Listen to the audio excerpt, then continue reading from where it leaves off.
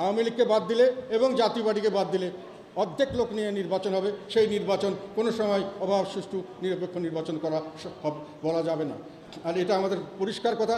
প্রতিটি রাজনৈতিক দল, যেগুলো বৈধ রাজনৈতিক দল, তাদেরকে সঠিকভাবে নির্বাচন করার সুযোগ দিতে হবে।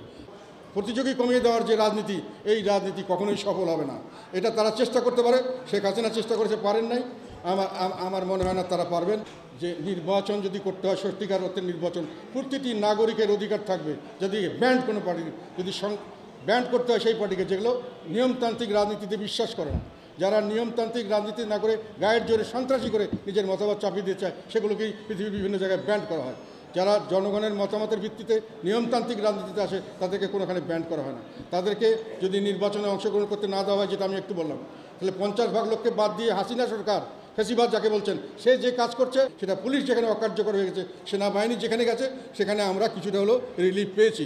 এখন পর্যন্ত মানুষের ভরসা হলো বিপদ হলে যদি কেউ না দেখে, সেনাবাহিনী হয়তো দেখতে পারে, তারাও সবসময় সাকসেসফুলি পারে নাই। কাজে তাদেরকে এখানে ডিস্টার্ব করা, তাদের সম্পর্কে কোনো রকম কথা বলা আমি মনে করি জনস্বার্থের অনুকূলে নয়।